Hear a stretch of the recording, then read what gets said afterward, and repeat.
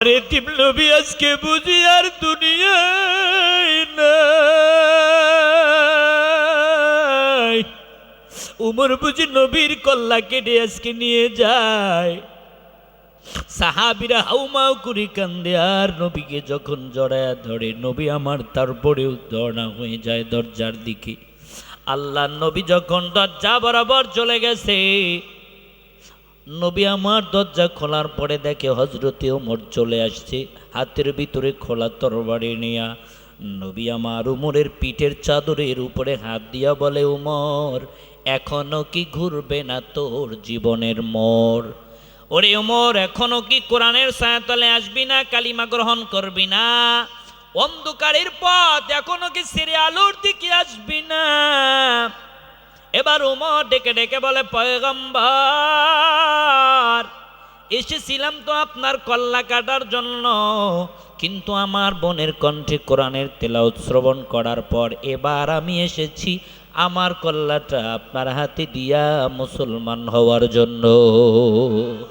উমর বলে, নবী আমার, আপনার হাতে হাত রাখলাম, আপনি কালিমা পড়াইয়া মুসলমান বানায়া দেয়।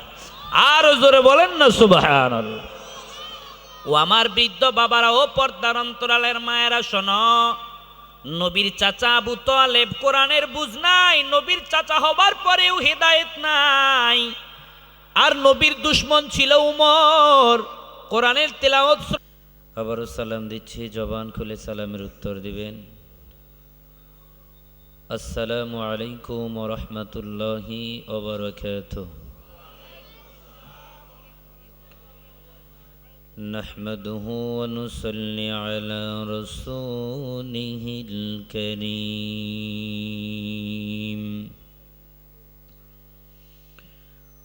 وبعد فأعوذ بالله من الشيطان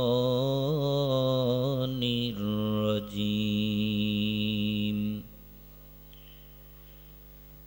بسم الله الرحمن الرحيم.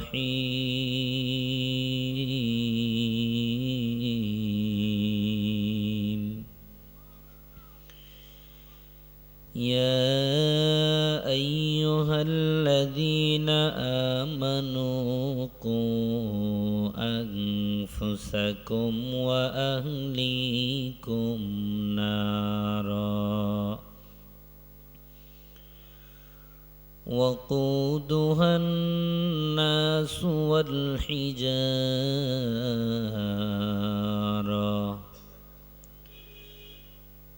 عليها ملائكة غلاظ شداد لا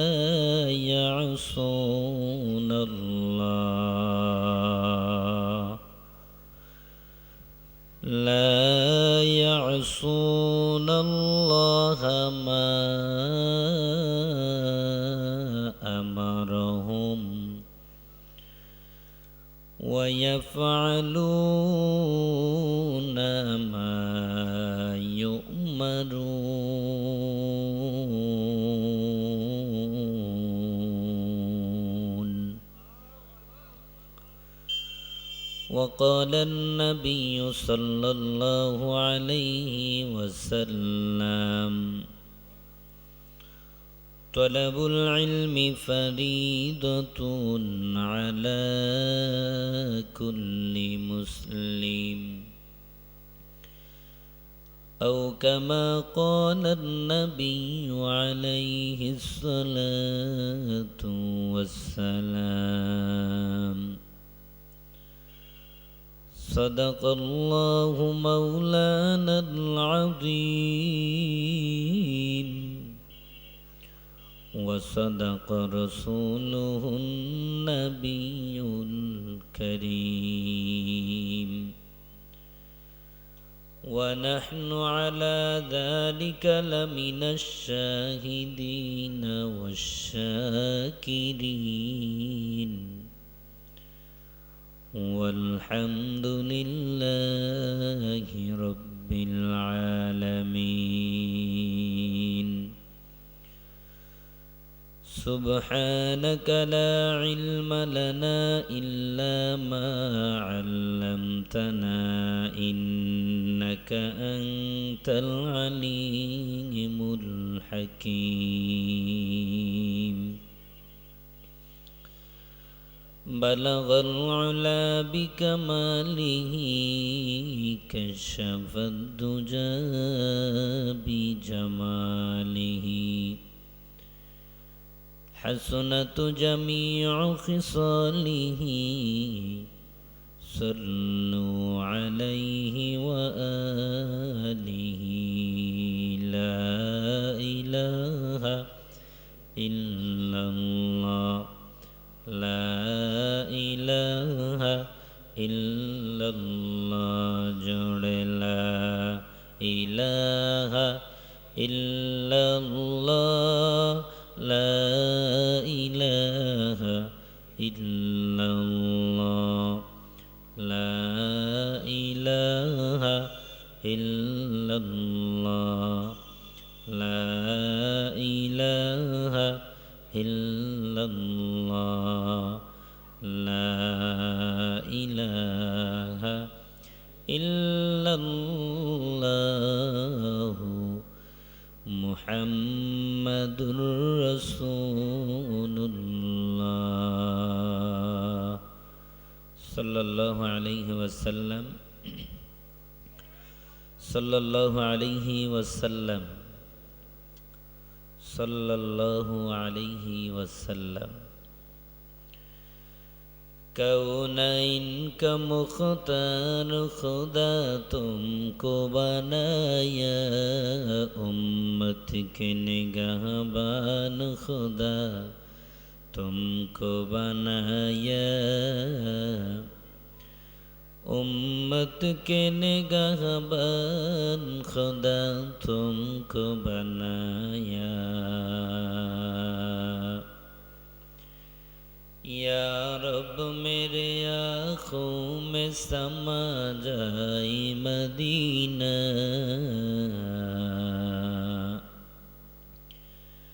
या रब मेरे आँखों में समा जाए मदीना मुद्दत से मेरा दिल में तमन्नाए मदीना मुद्दत से मेरा दिल में तमन्नाए मदीना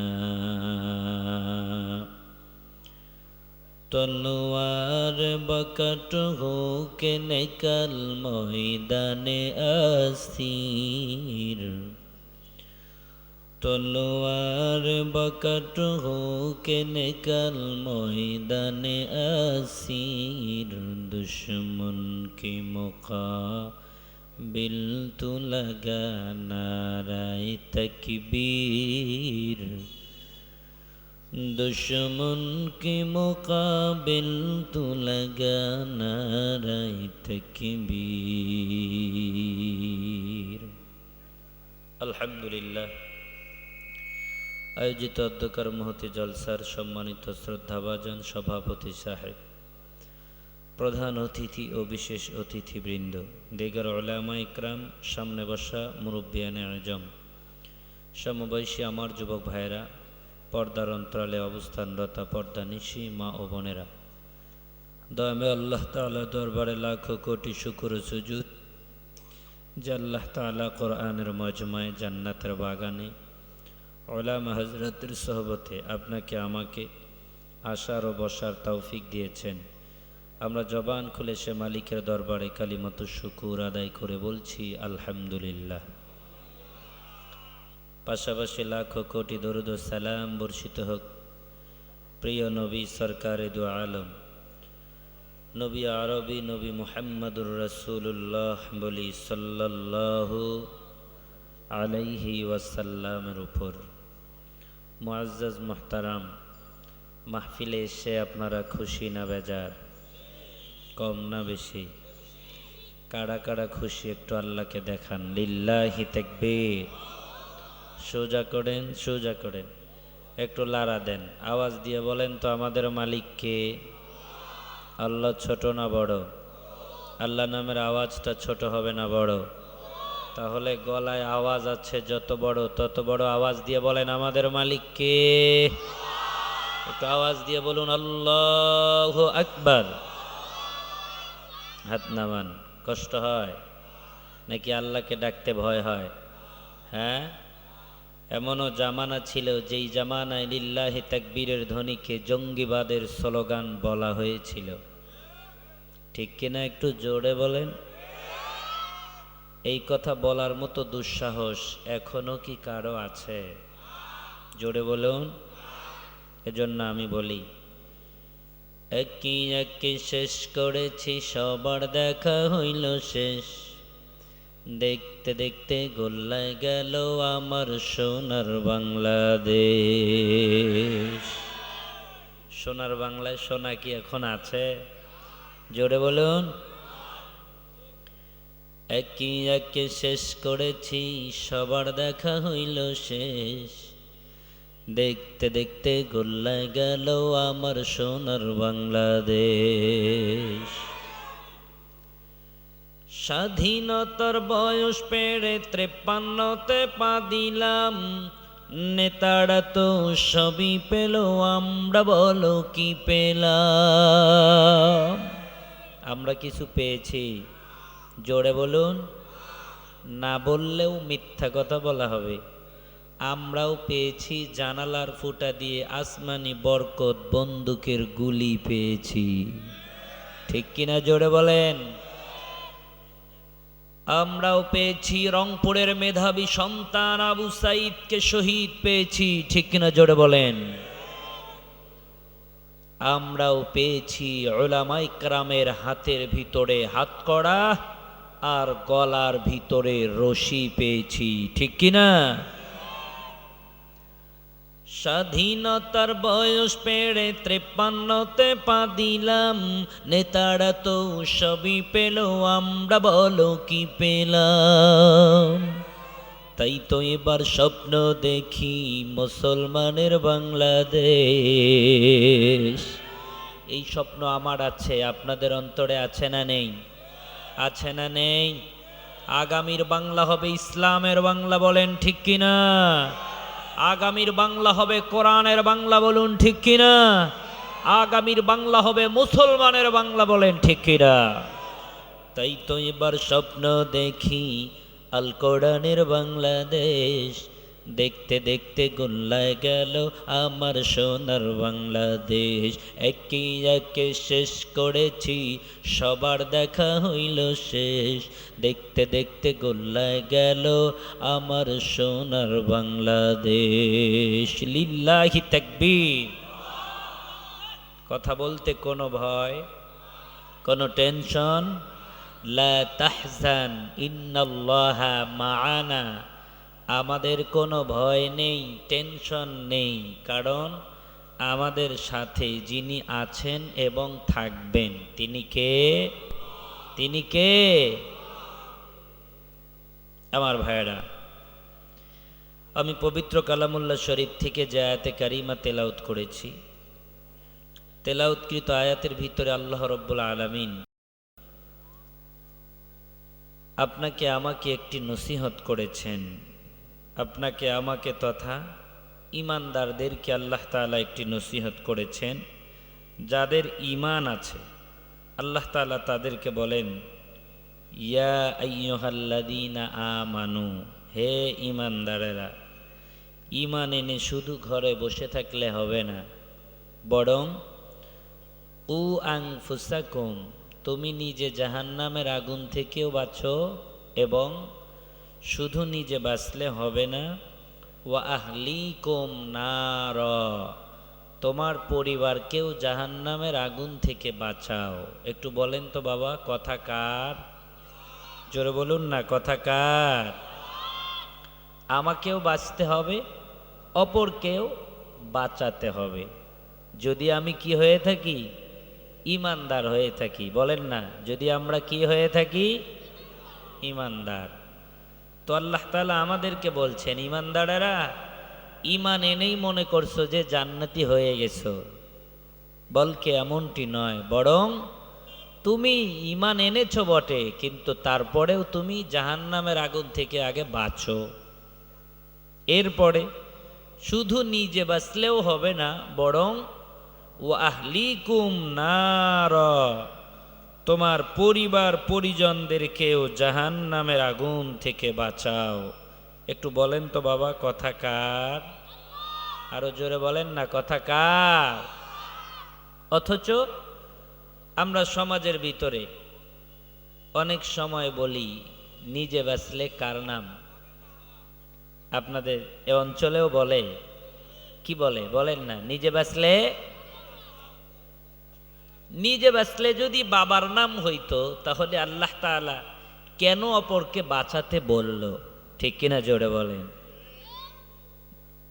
আমার ভাইয়েরা, নিজে বাঁচলেই যদি বাবার নাম হইতো, যুগে যুগে লক্ষাধিক পয়গম্বর আল্লাহ তাআলা জমিনে কেন পাঠালেন?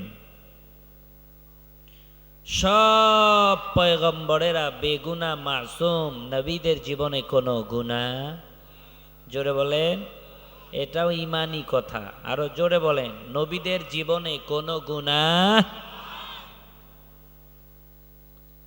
আমার ভাইয়েরা,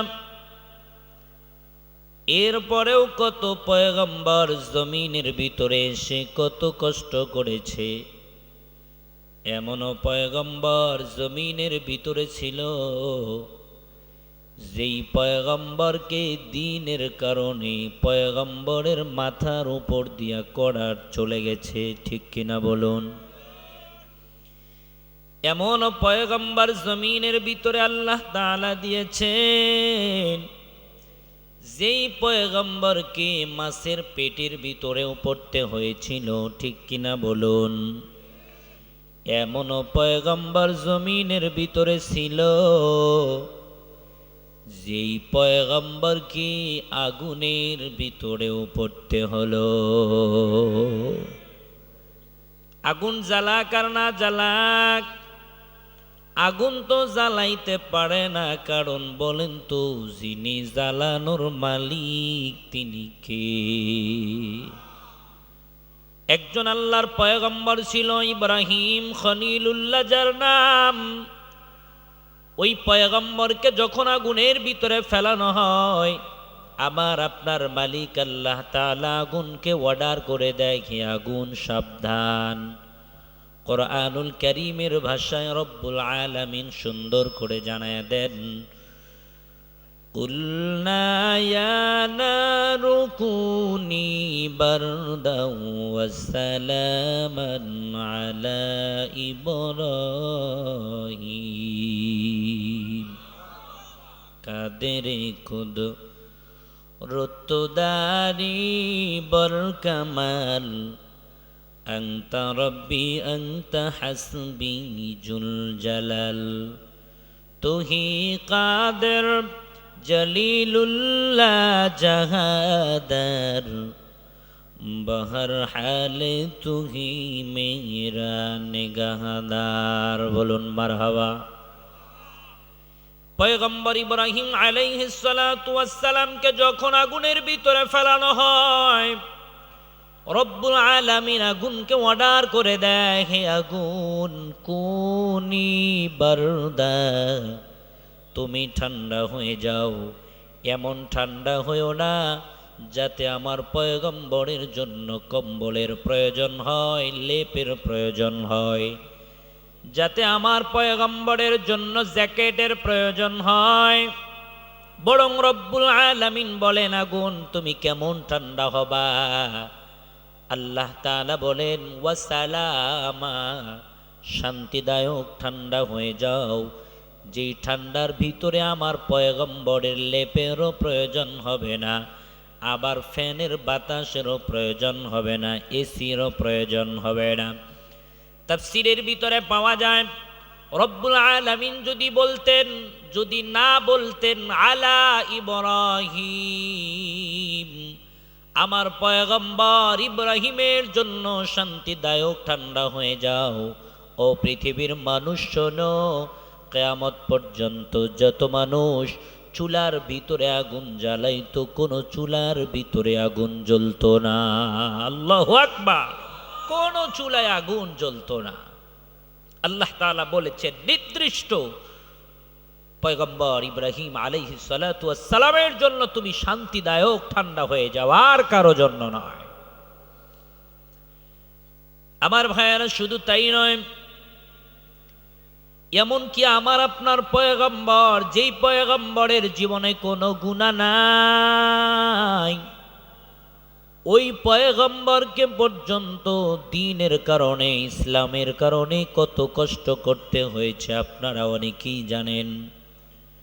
নবী আমার কোরআনের দাওয়াত নিয়ে যখন তায়েফের ময়দানে যায়, তায়েফের পুষ্টদুষ্ট পোলাপানেরা নবীর শরীরের ভিতরে আঘাত করে শরীর ক্ষত বিক্ষত করে দেয়।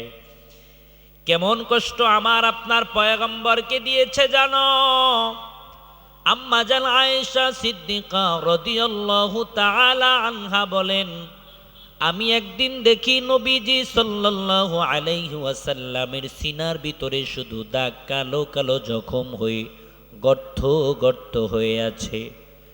আম্মা জান আয়েশা বলে, পয়গম্বর, কেন আপনার সিনার ভিতরে এত দাগ? বলেন তো, আপনার কি ছোটবেলা বসন্ত হয়েছিল কিনা? এমনও কিছু রোগ আছে যেই সমস্ত রোগের কারণে দাগগুলো আমরণ তার শরীরের ভিতরে থেকে যায়, আছে না এমন কিছু রোগ? তো আম্মা জান আয়েশা বলে, নবী আমার, আপনার কি ছোটবেলা বসন্ত হয়েছিল কিনা? কেন আপনার দেহে এত দাগ? নবীজি সাল্লাল্লাহু আলাইহি ওয়াসাল্লাম বলেন, আয়েশা, ছোটবেলা আমার বসন্ত কিংবা এমন কোনো রোগ হয়নি। তাহলে বলে, কেন আপনার দেহের ভিতরে দাগ? ইচ্ছে হয় জানতে আমার। নবী আমার বলে, আয়েশা, আমি যখন তায়েফের ময়দানে কোরআনের দাওয়াত নিয়ে যাই, ওই তায়েফের দুষ্ট পোলাপানেরা আমার শরীরের ভিতরে পাথর মেরে আমার শরীর ক্ষত বিক্ষত করে দিয়েছে। যে দাগগুলো আজও পর্যন্ত আমার দেহের ভিতরে রয়ে গেছে। এমন কষ্ট আমার আপনার পয়গম্বরকে তারা দিয়েছে। ও বৃদ্ধ বাবা, ও নওজোয়ান যুবক, ও পর্দার অন্তরালের মা, যেই নবীর শরীরে মশা মাছি পর্যন্ত পড়া হারাম, ওই নবীকে পর্যন্ত মসজিদের ভিতরে বেঈমানেরা নবীর গলায় গামছা পেঁচাইয়া আমার আপনার পয়গম্বর কি মসজিদের ভিতরে শেষরায় শেষরায় নেয়। নবীজি আমার কান্না করে আর বলে, শোনো, আমার মা নাই, আমার বাবাও নাই।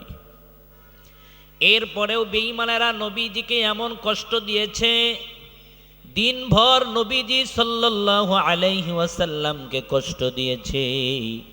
আল্লাহর নবীর একজন সাহাবী বলেন, আমরা যখন নবীজির পা থেকে চামড়ার মোজা কিংবা জুতাগুলো খুলতে ধরি, তায়েফের ময়দানে কষ্ট দিয়া নবীর শরীরের রক্তগুলা বেয়ে বেয়ে জমিনে পড়ার সময় নবীজির পায়ের ভিতরে চামড়ার মোজা কিংবা জুতা আর নবীজির পায়ের সাথে জমাট বেঁধে গেছে। এতিম নবীকে আমার এত কষ্ট দিয়েছে ওই বেঈমানেরা। দিনভর কষ্ট দিবার পর সন্ধ্যাবেলা নবীজিকে তারা মৃত ভেবে জমিনের ভিতরে ফেলায় রেখে চলে যায়। নবীজির কষ্ট দেখে রব্বুল আলামিনের আরশ কেঁপে যায়।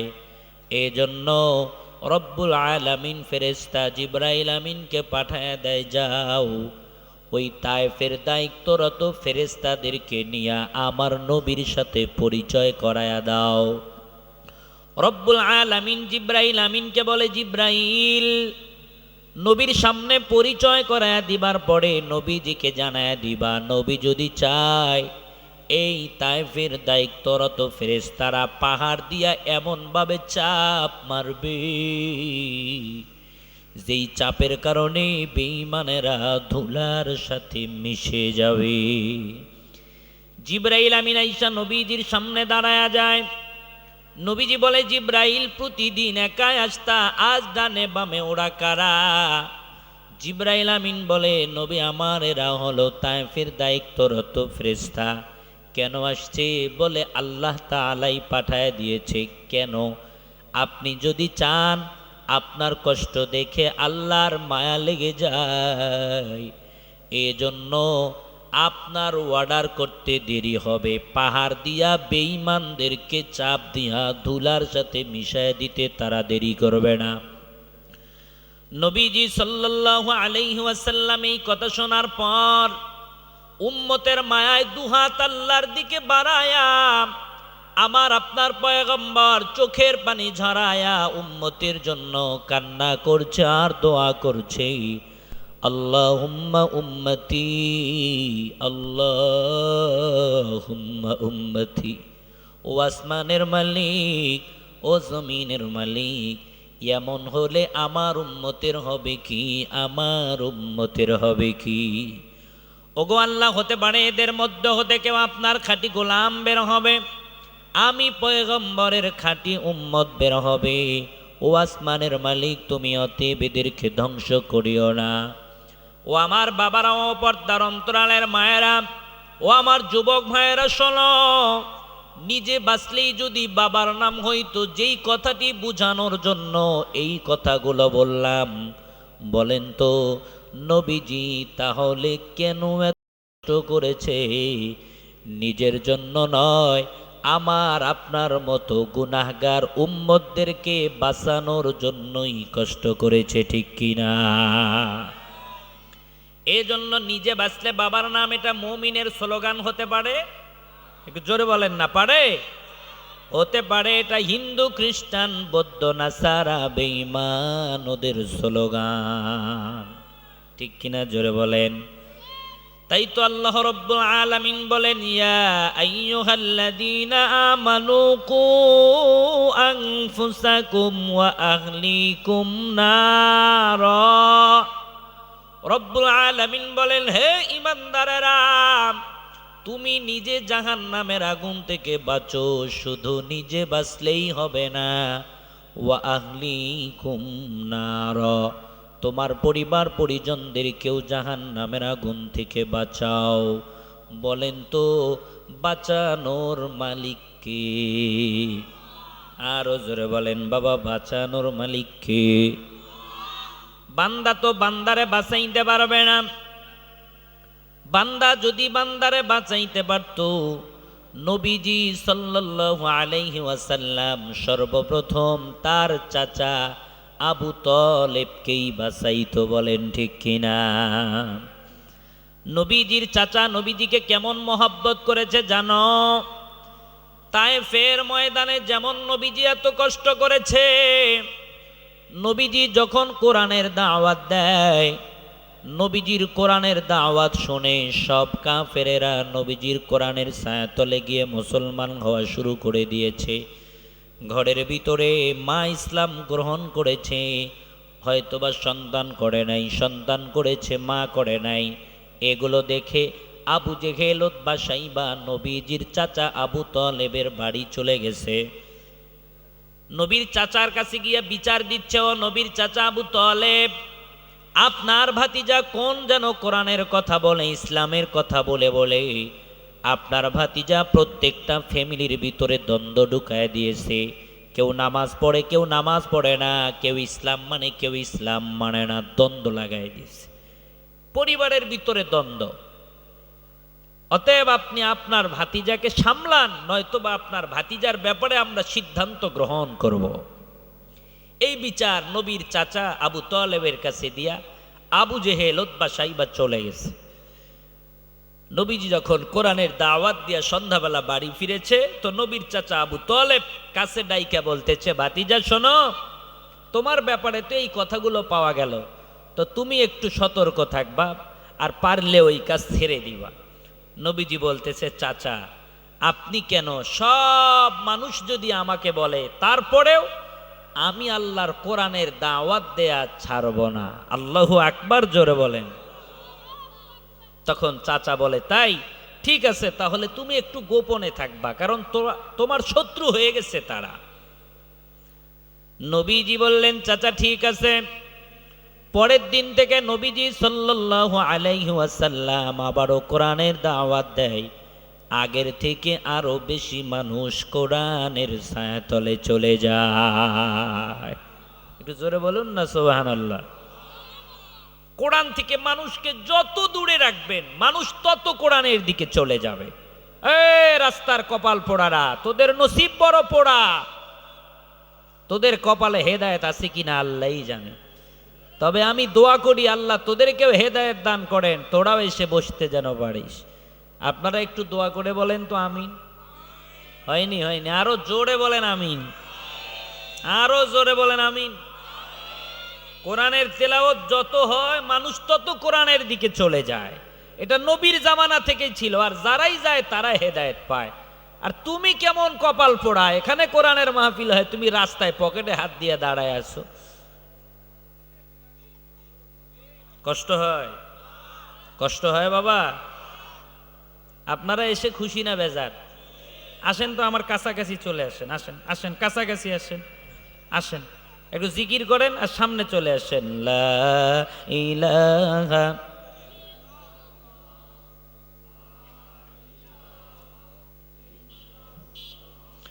লা ইলাহা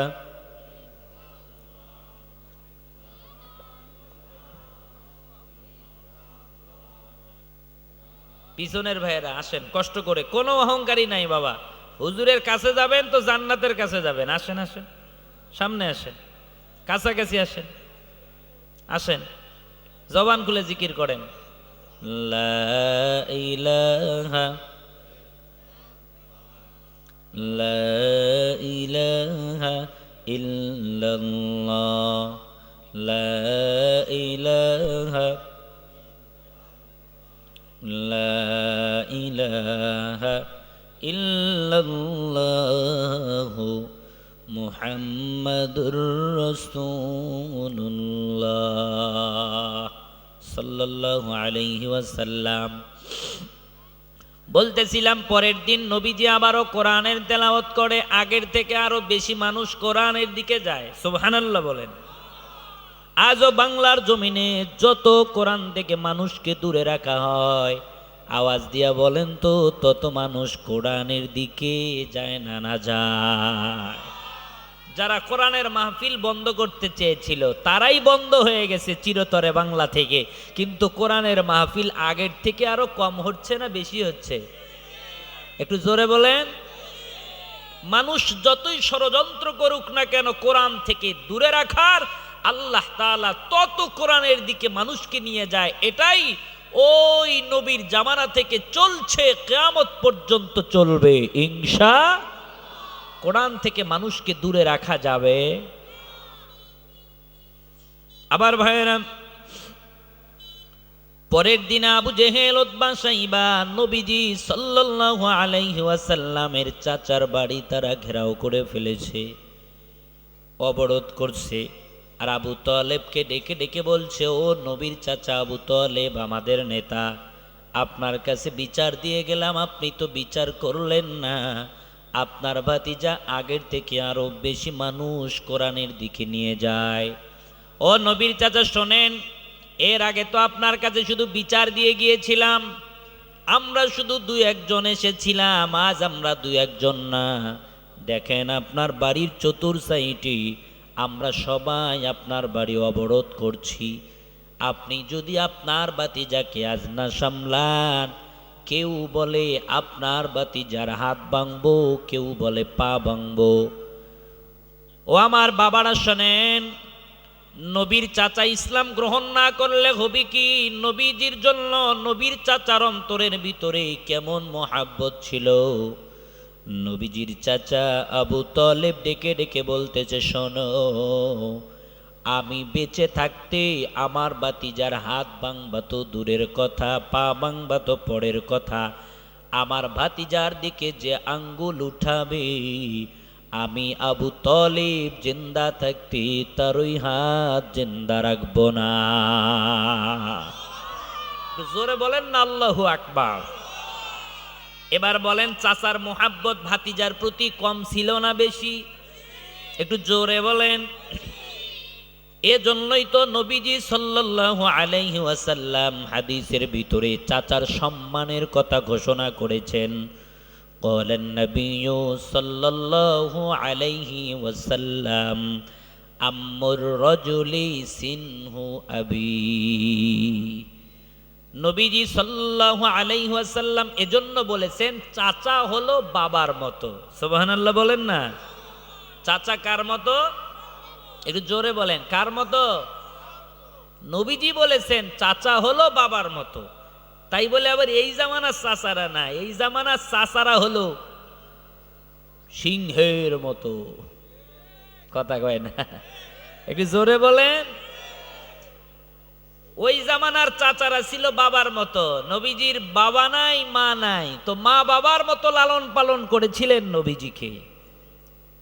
আর এই জামানার চাচারা লালন পালন করবে তো দূরের কথা, পারলে ভাই যদি মারা যায়, ওর যদি কোনো সন্তান থেকে থাকে, কেমনে ওর সম্পদ মারা যায় এই চিন্তা করে। ঠিক কিনা একটু জোরে বলেন। কেমনে সম্পদ মারা যায়, পারলে নিজে নিবে কোনটা? ভালোটা, রাস্তার পাশে যেটা সেইটা। আমার কাছে অনেক প্রমাণ আছে। আলহামদুলিল্লাহ, আমি তো রংপুর শহরের প্রাণ কেন্দ্রে নামাজ, জুমার নামাজ পড়াই। অনেক মাসআলা আসে। আমার মাদ্রাসার এক স্টুডেন্ট, যেই জায়গায় তার বাসা, কমাস কম জমির শতাংশ 50 লক্ষ টাকা। কত লক্ষ টাকা? এটা আমি কম বললাম, এর থেকে বেশি হবে, কম হবে না। ওর বাবা মারা গেছে ছোটবেলা। আফসোসের সাথে কান্না করে আর বলে, আপন চাচারা বেশি নিয়েছে তো নিয়েছে, রোড প্লেসটা তারা নিয়েছে আর ওকে পিছনেরটা দিয়েছে। কেন? ওর বাবা নাই। এ কারণে বাবা যদি বেঁচে থাকতো এই কাজ করতে পারত? বলেন না বাবা, পারত? অথচ চাচার তো উচিত ছিল, আমি পারলে পিছনের জায়গাটা নিব, ওরে পারলে সামনেরটা দিব, আমার ছেলের জন্য কম রাখবো, ওর জন্য বেশি রাখবো। কারণ ওর তো বাবা নাই, আমি তো চাইলে যা আছে আরো একটু ইনকামও করতে পারবো, আর ও চাইলে তো ইনকাম করতে পারছে না, ওর তো বাবা নাই, ওর তো এমনিতেই কম। ঠিক কিনা জোরে বলে। এমন চাচা আপনাদের এলাকায় আছে না নাই? একটু জোরে, আরো জোরে। এমন ভাইয়ের অভাব নাই, বোনের সম্পদ দেয় না, বলে আমার বোন নেয় না, লজ্জা করে। আসলে যে দেয় না সে কথা বলে না, দিয়ে দেখো তোমার বোন নেয় না, না নেয়। মন খারাপ করলেন? কিছু এমন মানুষ থাকবে যারা বোনের সম্পদ মেরে খেয়েছে, তারা কিন্তু উঠে যাবে। আমার ভাইয়েরা, কেউ যদি দুনিয়ার জমিনে এতিম সন্তানের মাথায় হাত বোলাইয়া দেয়, সে স্বয়ং নবীজি সাল্লাল্লাহু আলাইহি ওয়াসাল্লামের মাথার ভিতরে হাত বোলাইয়া দেয়। এতিমকে মোহাব্বত করো, কারণ আমার নবী তো এতিম ছিল, এতিম নবী আমার। এজন্য দুনিয়ার চাচারা, ও দুনিয়ার মামা, ভাতিজা এবং ভাগিনাদের সাথে ভালো ব্যবহার করো, সৎ ব্যবহার করো। চাচাকে তো সম্মানের জন্য নবীজি দিয়েছে আম্মুর রাজুলি সিনহু আবি। জমিনের যারা চাচা এরা হলো বাবার মতো। বলেন সুবহানাল্লাহ। এবার বলেন, আমরা যারা চাচা আছি বাবার মতো হব না সিংহের মতো হব? একটু জোরে বলেন, কার মতো হব? বাবার মতো, ইনশাআল্লাহ। এতিমের মনের দুঃখ কেউ বুঝে না। আমার তো মা নাই, আমি জানি মায়ের কত দাম। জমিনের ভিতরে যার বাবা নাই সে জানে বাবার কত দাম। জরিখন ঠিক কিনা?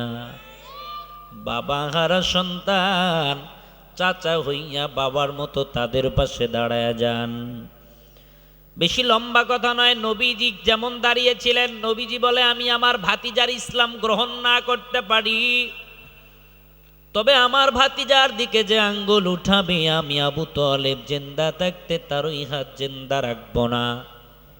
এই কথা শোনার সাথে সাথে আবু জেহেল, উতবা, সাইবা সবাই চলে যায়। লম্বা ঘটনা বলার সময় নাই। নবীজি সাল্লাল্লাহু আলাইহি ওয়াসাল্লাম বলেন, আমার চাচা আবু তালেব যেদিন দুনিয়ার জমিন থেকে চলে যায়, এমন সময় আমি চাচার শিয়রে বসে চাচারে কালিমার দাওয়াত দেই, চাচা একটা বারের জন্য হলেও কালিমা স্বীকার করে মরে যান, কারণ আপনি যদি কালিমা পড়ে মরে যান আপনার জন্য জান্নাতের সুপারিশ আমি করতে পারবো। হাদিসের ভিতরে এসেছে নবীজি সাল্লাল্লাহু আলাইহি ওয়াসাল্লাম বলেন, ক্বালান নবী সাল্লাল্লাহু আলাইহি ওয়াসাল্লাম, মান ক্বালা লা ইলাহা ইল্লাল্লাহ ফাদাখালাল জান্নাহ। নবীজি বলে, কোন বান্দা যদি জবান দিয়া স্বীকার করে লা ইলাহা ইল্লাল্লাহ, নবী বলে সে আল্লাহর জান্নাতের ভিতরে যাবে। সুবহানাল্লাহ। কালিমাওয়ালা চির জাহান্নামী হবে না। সুবহানাল্লাহ জোরে বলেন। এজন্য নবীজি বলতেছে, চাচা আপনি একটা বারের জন্য হলেও জবানে স্বীকার করেন লা ইলাহা ইল্লাল্লাহ, তো আমি আপনার ভাতিজা আপনার জন্য সুপারিশ করে জান্নাতের ফয়সালা করে দিব। আর যদি আপনি কালিমা না পড়ে মরে যান আপনি আমার চাচা হইতে পারেন, আমি আপনার ভাতিজা জামানার পয়গম্বর হতে পারি, কিয়ামতের ময়দানে আপনার জন্য আমি কিছুই করতে পারবো না। নবী আমার বলেন, এই কথা শোনার পরে আমার চাচার ঠোঁট দুইটা লড়াচাড়া করছে, মনে হয় চাচা যেন জবান দিয়া কি যেন বলতে চায়। এমন সময় নবীজি বলেন, চাচার পাশে আইসা আবু জেহেল, উতবা, সাইবা দাঁড়ায়া গেছে। আবু জেহেল, উতবা, সাইবা দাঁড়ায়া বলে, ও আবু তালেব, ও আমাদের নেতা, এতদিন যেই এতিম ভাতিজার কাছে মাথা নত করেননি, আজও করে আমাদের সম্মানটারে ধুলার সাথে মিশায়েন না।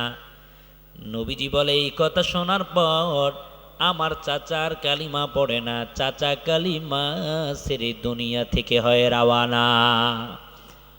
ও আমার নওজোয়ান যুবক ভাইয়েরাও, বৃদ্ধ বাবারাও, পর্দার অন্তরালের মা,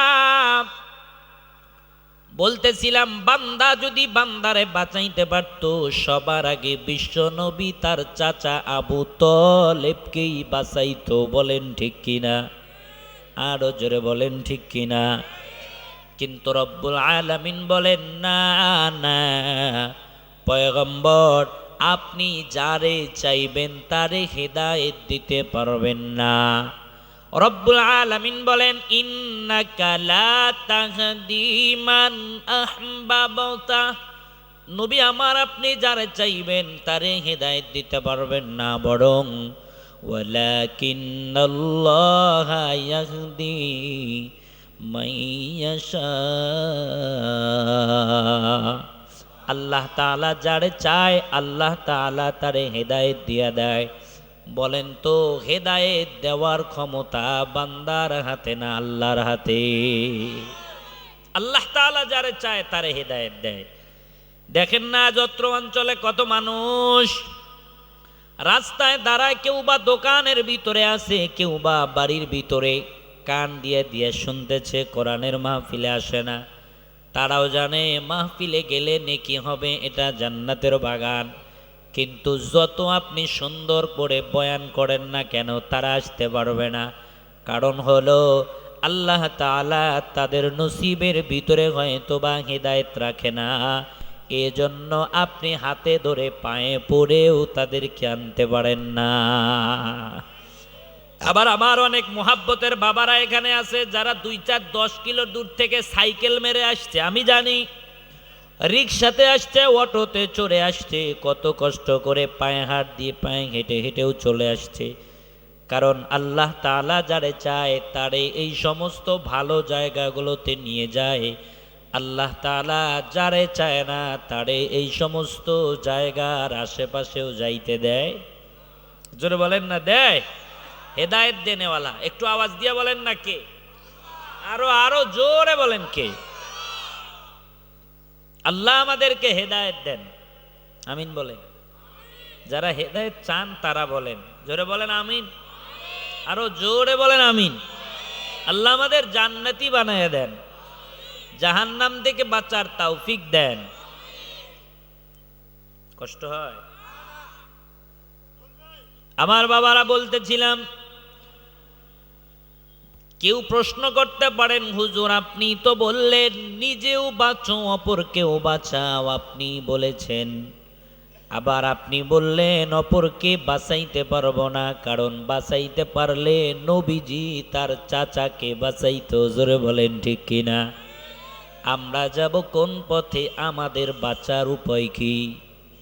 এর ব্যাখ্যা নবীজি সাল্লাল্লাহু আলাইহি ওয়াসাল্লাম হাদিসের ভিতরে করেছেন। قال النبي صلى الله عليه وسلم طلب العلم فريضة على كل مسلم।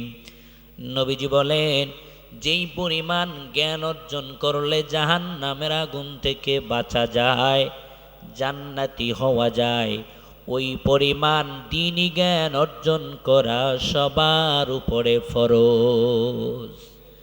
ওই পরিমাণ দ্বীনি জ্ঞান অর্জন করা সবার উপরে। আমার ভাইয়েরা, নামাজ যেমন ফরজ, রোজা যেমন ফরজ, হজ যেমন ফরজ, যাকাত যেমন ফরজ, কেউ যদি নিজেরে মুমিন মুসলমান দাবি করেন, নবীর ঘোষণা কোরআনুল কারীমের তেলাওয়াত শেখাও তোমাদের জন্য ফরজ। বলতে পারেন, হুজুর নামাজ যদি এক ওয়াক্ত না পড়ি কত গুনাহ হয়, কোরআন না পড়লে তাহলে গুনাহ হয় না কেন? ঠিক কিনা জোরে বলেন। কোরআনুল কারীমের ভিতরে রব্বুল আলামিন অন্য জায়গার ভিতরে জানায় দেন, উতলু মা উহিয়া ইলাইকা মিনাল কিতাবি ওয়া আকিমিস সালাহ ইন্নাস সালাতা তানহা আনিল ফাহশাই ওয়াল মুনকার। বলুন আল্লাহু আকবার। রব্বুল আলামিন আমার আপনার পয়গম্বরকে জানায় দেন, পয়গম্বর উতলু আপনি পড়েন। কি পড়বেন? মা উহিয়া ইলাইকা মিনাল কিতাব, যে কিতাব আপনি পয়গম্বরের কাছে ওহির মাধ্যমে এসেছে, অর্থাৎ কোরআনুল কারীমের তেলাওয়াত আপনি করেন। এবং আল্লাহ তাআলা বলেন এরপরে ওয়া আকিমিস সালাহ, নামাজ কায়েম করেন। এবার বলেন তো, আগে কোরআনের তেলাওয়াত নাকি আগে নামাজ? অনেকেই বলে নামাজ, কিন্তু কোরআন কি বলে? কোরআন বলে উতলু মা উহিয়া ইলাইকা মিনাল কিতাব, আপনি আগে ওই কিতাব পড়েন যে কিতাব আপনার উপরে নাজিল করা হলো, তার মানে কোরআন পড়েন। এরপরে বলেন ওয়া আকিমিস সালাহ, আপনি নামাজ পড়েন। আগে কোরআন পরে নামাজ। কে বলে? জোরে বলেন না, কে বলে? বলতে পারেন, হুজুর এক ওয়াক্ত নামাজ না পড়লে কত গুনাহ হয়, কিন্তু এক মাসও যদি কোরআন তেলাওয়াত না করি গুনাহের ঘোষণা তো পাওয়া যায় না। আমার ভাইয়েরা, তাহলে কেন আল্লাহ তাআলা আগে কোরআনের কথা পড়ে নামাজের কথা বলে? এ কারণেই বলে নবীজি সাল্লাল্লাহু আলাইহি ওয়াসাল্লাম হাদিসের ভিতরে বলেন, তুমি নামাজ পড়বা কি দিয়া, কোরআন যদি না থাকে? ঠিক কিনা জোরে বলে। কোরআন না থাকলে নামাজ পড়বা কি দিয়া? লা সালাতা ইল্লা বিফাতিহাতিল কিতাব। নবীজি বলে, যার সূরা ফাতিহা নাই, যার কোরআনের তেলাওয়াত নাই, তার নামাজের কোনো দাম। বলেন তো, সূরা ছাড়া কি নামাজ হয়? একটু জোরে বলেন। নামাজ তো ফরজ হয় তখন 10 বছর 12 বছর বয়স হয় যখন, অর্থাৎ বালেগা হয় যখন। আর কোরআনুল কারীমের তেলাওয়াত ফরজ হয় আমার আপনার জন্য তখন। রব্বুল আলামিন কোরআনুল কারীমের ভিতরে জানায়া দেয়, ইকরা বিসমি রাব্বিকাল্লাযী খলাক। কথা বলা যখন শিখবা, পড়ো তোমার প্রভুর নামে যিনি তোমাদেরকে বানিয়েছে। একটু বলেন তো, আমাদের বানানেওয়ালা কি? তোরে বানাইলো যে জন্তই ভইলা রইলে তারে, তোরে বানাইলো যে জন্তই ভইলা রইলে তারে। ও তোর সব প্রয়োজন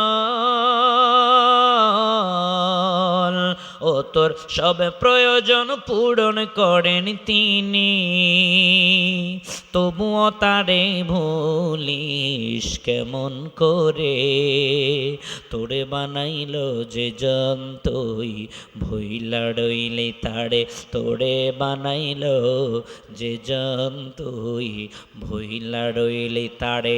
ইমানের সাথে আর একবার আওয়াজ দিয়া বলেন, আমাদের বানানেওয়ালা কে? সেই আল্লাহ বলে, তোমার প্রভুর নামে পড়ো যিনি তোমাদেরকে বানিয়েছে। অর্থাৎ কথা বলা যখন শিখবে মুসলমানের সন্তানের উপরে, তখন কোরআন পড়া ফরজ হয়ে যায়।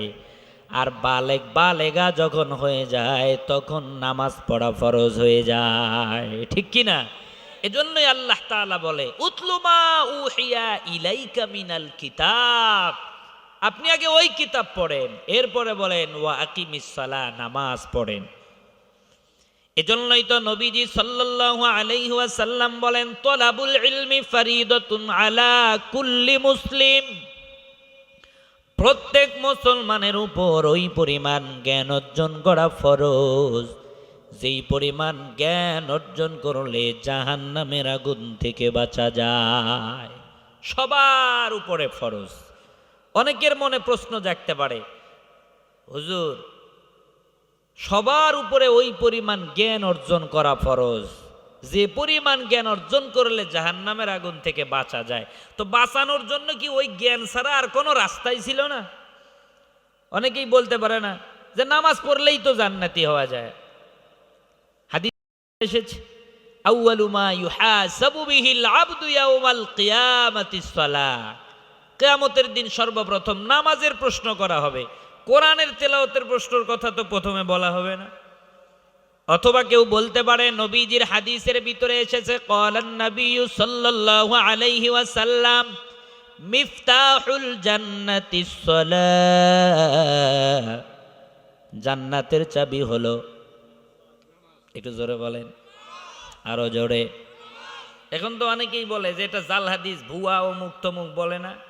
অনেক বড় বড় ব্যক্তি, বড় বড় মানুষ এগুলো কেন বলে জানেন? মানুষ যাতে নামাজি না হয়, মানুষ যাতে জাহান্নামী হয়, এদেরকে দেখতে দাড়িওয়ালা টুপিওয়ালা মনে হয়, আসলে এরা ইসলামের মানুষ নয়। এদের ভিতরে এরা হলো অন্য কিছুর এজেন্ডা বাস্তবায়ন করার জন্য মুসলমানদের বেশ ধারণ করে মুসলমানদেরকে ধোঁকা দেয়। ঠিক কিনা? একটু জোরে বলেন, বলেন নামাজের দরকার আছে না নাই? একটু জোরে। অনেকেই তো বলে কিসের নামাজ, কালিমারই দরকার নাই, আছে না? মানে কি কালিমা কালামো ভাই কোনো কিছুর দরকার নাই, আছে না নাই? আবার সুর দিয়া কথা কয়, আমার তো সুর নাই, আমি পারি না। কালিমা কালামো ভাই কোনো কিছুর দরকার নাই, আমার গাউসগণের গুণ কীর্তন গায়ো বান্ডারি বায়ো, আমার মরণ কালে দোলবাসি বাজায়ো, আমার মরণ কালে দোলবাসি বাজায়ো, দরবারি বায়ো, আমার মরণ কালে দোলবাসি বাজায়ো। আছে না নাই? জোরে গান। মরণ কালে দোলবাসি বাজাইও, দোলবাসি বাজাইয়া। আচ্ছা, ঢোল তবলা বাজানো আমি ফতোয়া দিব না, আপনারাই দেন, হালাল না হারাম? একটু জোরে, আরো জোরে। আপনারাই বললেন হারাম, তো যেটা হারাম এটা ওই যে আজ জানুয়ারি মাসের কয় তারিখ গেল? 5 তারিখ 25 সালের, তাই না? 31শে জানুয়ারি, 31শে ডিসেম্বরে কত যুবকেরা পিকনিক খেয়েছে না? কি ঢোল তবলার বাজিনার আওয়াজ রে বাবা! তখন আমরা ফতোয়া দিই এটা হারাম। তার মানে যেটা ওদের পিকনিকে হারাম, এটা যদি মুসলমানের মসজিদেও করা হয় সেখানেও হারাম। কথা কয় না? একটু জোরে বলে। তোমার এটা কোন ফতোয়া? নিজের বেলায় কুরু কুরু আর অন্যের বেলায় মাকরু। ঢোল তবলা নাকি মরণকালে বাজাবে? মরণকালে ঢোল তবলা যার বাজানো হবে, ও যে নিঃসন্দেহে জান্নাত নাকি জাহান্নামী? একটু জোরে। কোনো সন্দেহ আছে? সন্দেহ? এজন্য বলেন নামাজের দরকার আছে না নাই? মন খারাপ করতেছেন? বেজার হবেন? দোয়া করব? চলবে? হ্যাঁ, কতক্ষণ? সারা রাত? আর কয়েক মিনিট ইনশাআল্লাহ, দেখা যাক। আমার ভাইয়েরা, বলতেছিলাম কেউ যদি প্রশ্ন করেন হুজুর নবীজি কেন দ্বীনি জ্ঞানের কথা বলল, দ্বীনি জ্ঞান ছাড়া কি জাহান্নামের আগুন থেকে বাঁচা যায় না? আমার ভাইয়েরা, দ্বীনি জ্ঞান ছাড়া আসলেই বাঁচা যায় না। আল্লাহর পয়গম্বরের একজন বিশিষ্ট সাহাবী, যার নাম ছিল হযরতে ওমর। হযরতে ওমর রাদিয়াল্লাহু তাআলা আন, উনি ছিলেন বীর বাহাদুর, বড় পালোয়ান, ঠিক কিনা জোরে বলেন? কাফেরদের লিডার ছিল এক সময়। এত বড় লিডার, একদিন সব নেতারা বসে সিদ্ধান্ত নিয়েছে যে মুহাম্মদ এত মানুষকে কোরআনের দিকে নিয়ে যায়, ওই মুহাম্মদের গর্দান থেকে কল্লাটা আলাদা যে করতে পারবে তাকে নাকি 100 উট পুরস্কার দিবে। নাউজুবিল্লাহ, বাড়ি গিয়া কন, একটু জোরে কন, আরো জোরে, আরো জোরে। নবীর কল্লা কাটে আর নবীর উম্মতেরা এতটুকু আওয়াজও দেয় না, তা হয়? আমার ভাইয়েরা, কেউ সাহস পায় না, কিন্তু নবীর ওই প্রিয় সাহাবী যখন ইসলাম গ্রহণ করে নাই, হযরতে উমর দাঁড়ায় গেছে। উমর বলে, আমি মুহাম্মদের কল্লা কাটার জন্য রেডি। এই যে হাতের ভিতরে খোলা তরবারি নিয়ে রওনা হয়ে গেলাম। নবীজি সাল্লাল্লাহু আলাইহি ওয়াসাল্লাম এদিকে 13 জন সাহাবী নিয়ে সাফা পাহাড়ের নিচে এক সাহাবীর ঘরের ভিতরে নবীজি গোপনে কোরআনের দাওয়াত দেয়। ওই যে কয়দিন আগেই দেখে আসলাম সাফা পাহাড়, যারা হজ্জে বাইতুল্লাহ করতে যায় তারা তো সাফা মারওয়া সাই করে, ঠিক কিনা বলেন? হযরতে ওমর রওনা হয়ে গেছে। পথের ভিতরে হযরতে ওমরের সাথে এক ব্যক্তির দেখা হয়ে গেছে, বৃদ্ধ একটা মানুষ, অর্থাৎ আমরা যারে কই মুরব্বী। এই মুরব্বীর সাথে হযরতে ওমরের দেখা হয়ে গেছে। মুরব্বী বলে, ওমর কোথায় যাও? ওমর বলে, মুসলমানের নবী মুহাম্মদের কল্লা কাটার জন্য যাই। বৃদ্ধ বলতেছে, তাই নাকি? বলে, হ্যাঁ তাই। এবার বৃদ্ধ বলে, ওমর তোমার কল্লা ঠিক কইরা তারপরে ওই মুহাম্মদের কল্লা কাটতে যাও। আল্লাহু আকবার বলেন। বুড়া হলে হবে কি? জোর আছে, পাওয়ার আছে। পুরান চাল কথা কয় না। পুরান চাল কি? মানুষের বয়স যত বেশি হয় ঈমান তত পাকা হয়, ঠিক বললাম না বাবা? ঈমান তত মজবুত হয়। অনেক মানুষ দেখা যায় না, বৃদ্ধ মানুষেরা মসজিদে 2-4 মিনিট আগে যায়। অনেকেই বলে কাজ নাই এজন্য যায়। আরে না না, দিনের বুঝ তত বেশি পয়দা হয়, বুড়া বয়সে ঈমান বেশি পাকা হয়, ঠিক কিনা জোরে বলেন? বয়সের সাথে মানুষের পরিবর্তন আসে না? আসে। তো বুড়া হলে হবে কি? বুড়া বেটার পাওয়ার আছে। বলে, ওমর ওইদিকে যাওয়ার আগে তোমার কল্লা ঠিক রেখে তারপরে ওইদিকে যাও। সুবহানাল্লাহ বলেন। উমর বলে, বুড়ার বেটা তোমার মতলব তো বড় খারাপ, তার মানে তুমিও মনে হয় তাহলে ওই মুহাম্মদের কালিমা গ্রহণ করেছো, আগে তোমার কল্লাটা উড়াই। এবার বুড়া বেটা বলে, তাই? বলে, হ্যাঁ। বলে, আমার কল্লা উড়ানোর আগে তুমি তোমার বাড়ির খবর নাও। কিছু মানুষ আছে না, নিজের পিছনের দোষ খোঁজে না, কিন্তু অন্যের পিছনে সবসময় মানে কি আছে না আছে কথা বলে না। একটু আছে না, আছে না এক শ্রেণীর মানুষ, নিজের পিছনে কোন ময়লা আছে না আছে এটা দেখে, অন্যের পিছনে এমন লাগান লাগছে, ও মৃত্যুর আগ পর্যন্ত ওর কাজেই হলো মানুষের পিছনে লাগা। আছে না? গীবতকারীও কিছু মানুষ আছে এমন। মিথ্যা বললাম? আমাদের এক মুরব্বী বলে, গীবত এটা গীবত নয়, এটা হলো ঘি ভাত। এটা কি? ঘি দিয়া ভাত খাইলে যেমন মজা লাগে, যারা অন্যের দোষ খোঁজে আর গীবত করে, এদের গীবত করতে আর দোষ খুঁজতে তেমন মজা লাগে, ঠিক কিনা জোরে বলেন? আমার ভাইয়েরা, এবার বৃদ্ধ বলে, ও উমর, তুমি তোমার কল্লা আমার কল্লা উড়ানোর আগে তোমার বাড়ির খবর নিয়ে আসো। উমর বলে, না জানি আমার বাড়িতে আবার কার কি হয়ে যায়। উমর আপন বাড়ির দিকে রওনা হয়ে যায়। কারণ নিজের ফ্যামিলির খোঁজ কিংবা নিজের ফ্যামিলির যদি কোনো দুর্দিনের কথা শোনে, সব ভুলে এটা মানুষের আদত, মানুষ আগে নিজের বাড়ির দিকেই যায়। উমরও রওনা হয়ে গেছে। বাড়ির পাশাপাশি যখন উমর চলে যায়, উমর বলে, কেমন জানি ঘরের ভিতর থেকে সুমধুর কণ্ঠের একটা আওয়াজ শোনা যায়। উমর বলে, এত সুন্দর আওয়াজ, জিন্দেগিতে যত আওয়াজ শুনছি আজকের মতো আওয়াজ আর কোনোদিন শুনিনি। কারণ এটা যে কোরআনের আওয়াজ। কিসের আওয়াজ? জোরে বলেন। বলেন তো, পৃথিবীতে যত সুর আছে কোরআনের মতো আর কোনো মিষ্টি সুর কি পাওয়া যায়? কোরআনের তেলাওয়াতের মতো আর কোনো সুর আছে? ইমাম সাহেব একই সূরা ফজরের নামাজে তেলাওয়াত করে সূরা ফাতিহা, কয় মজা লাগে। আবার যখন মাগরিবেও শোনে বলে মজা লাগে, ইশার নামাজেও শোনে বলে মজা লাগে। এক ইমামের পিছনে শোনে মজা লাগে, অপর ইমামের পিছনে শোনে মজা লাগে। আল্লাহু আকবার। আল্লাহ তাআলা আমাকে সুযোগ করে দিয়েছে মুসলমানের প্রথম কিবলা ওই ফিলিস্তিনের বাইতুল মুকাদ্দাস।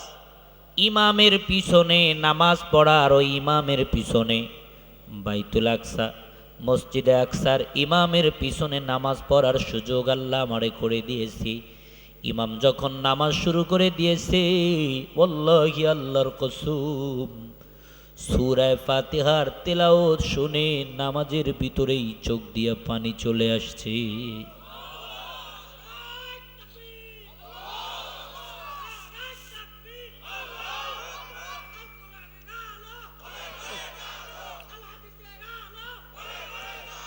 আমার ভাইয়েরা, বাইতুল্লাহর ইমামের পিছনেও যখন নামাজ পড়েছি দেখছি কত মজা।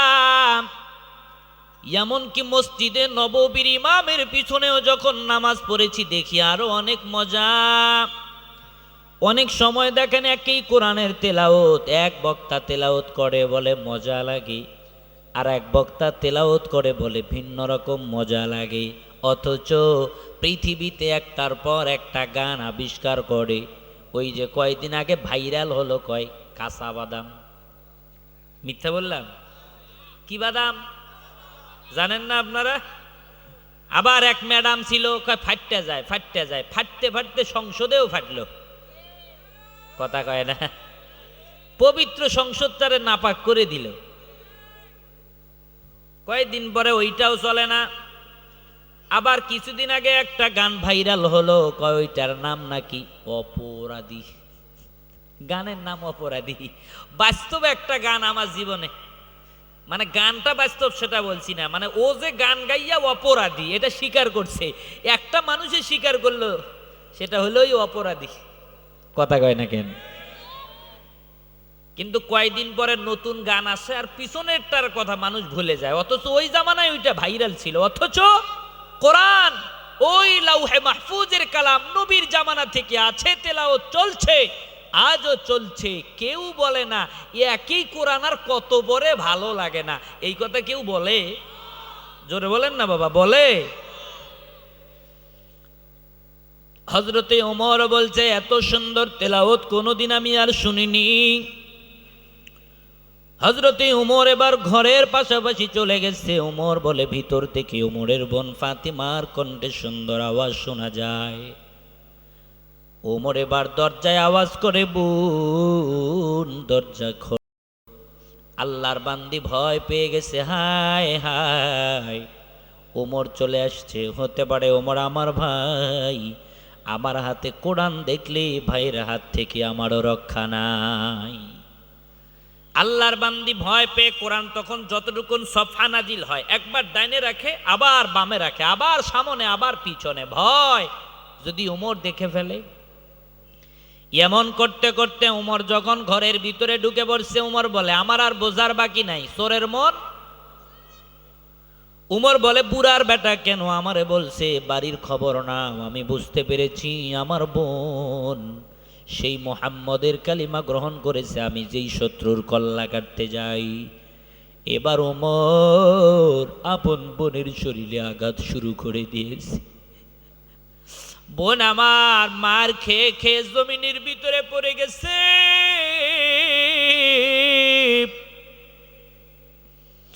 আল্লাহর বান্দি ফাতিমা কান্না করে আর বলে ভাই কি ব্যাপার, কোনদিন তো তুমি আমারে মারবা দূরের কথা, চড়া কণ্ঠে একটা কথাও বলনি ভাই, আজ তুমি আমারে কেন এত আঘাত করছো তোমার কাছে একটাবার জানতে চাই। উমর বলে বাপদাদার দুশ্মন, এখনো কি বুঝলি না তোর হাতের ভিতরে কি বলে কোরআন। উমর বলে কোরআন স্যার নয়তো বাঁচবি না। আল্লাহর বান্দি বলে ভাই সত্যি যদি হয় তাই আল্লাহু আকবার বলার জন্য রেডি থাকেন বাবা। এবার ওমরের বোন ফাতেমা বলে ও ভাই সত্যি যদি হয় তাই আমিও একটা কথা বলতে চাই, এমন হাজার জীবন যদি আল্লাহ আমারে দেয়, হাজার জীবন কোরআনের জন্য দিব, কিন্তু কোরআন দিব না।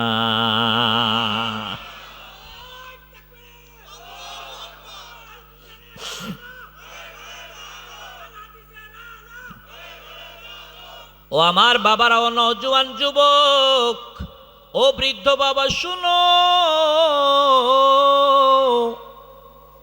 ওমরের বোন একজন নারী হওয়ার পরেও তার অন্তরের ভিতরে কোরআনের মহাব্বত এমন ছিল, আজ সমাজের ভিতরে আমার আপনার মতো অনেক পুরুষের অন্তরের ভিতরেও ওই পরিমাণ কোরআনের মহাব্বত পাওয়া যায় না, ঠিক কিনা জোরে বলেন। ও পর্দার অন্তরালের মা, উমরের বোন ফাতিমাও একজন মা, তুমিও একজন মা। ফাতিমা জীবন দেয় কোরআন দেয় না, আর তুমি মায়ের নাকি কোরআন পড়ার সময়ই হয় না। এবার উমর বলে তাই নাকি? বলে হ্যাঁ তাই। উমর আরো কঠিন আঘাত শুরু করে দেয়। আল্লাহর বান্দি মার খেতে খেতে জমিনের ভিতরে পড়ে যায়। আল্লাহর বান্দির শরীর থেকে এবার তাজা রক্ত হযরত উমরের শরীরের ভিতরে লেগে যায়। উমরের অন্তরের ভিতরে মায়া জমে যায়, এমন কি আছে এই কোরআনে যার জন্য আমার বোন জীবন দেয় কিন্তু কোরআন দেয় না। ওমরের অন্তরের ভিতরে কেমন জানি সৃষ্টি হয়ে গেছে। ওমর বলে ও বোন ফাতেমা, এমন কি আছে ওই কোরআনে যার জন্য জীবন দাও, কোরআন দাও না। ও বোন, একটা বারের জন্য তুমি তোমার ওই কোরআনটা তিলাওয়াত করো না। আল্লাহর বান্দি তখন যতটুকুন কোরআনুল কারীমের সফহা নাজিল হয় ততটুকুন কান্নারত সুরে। মাদের মন তো নরম হয়, মাদের কণ্ঠ তো একটু ভালোই হয়। আল্লাহর বান্দি তখন তেলাওয়াত শুরু করে দিয়েছে। কোরআন তখন যতটুকুন নাজিল হয় তো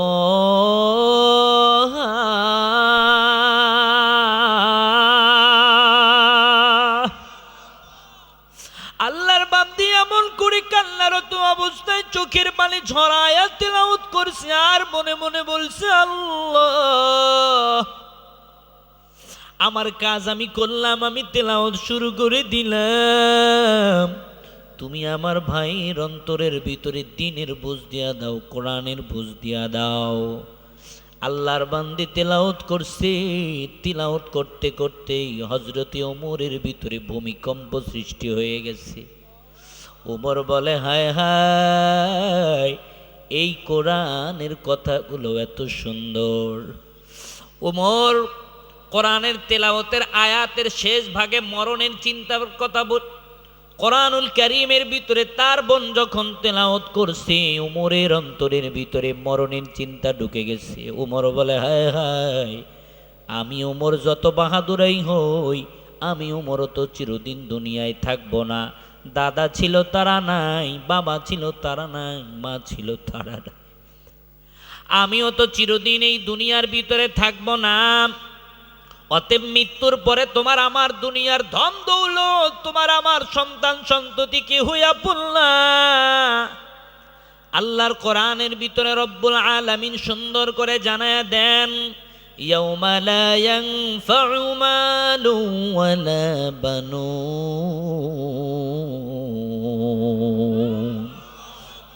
আল্লাহ বলে, ও দুনিয়ার মানুষ,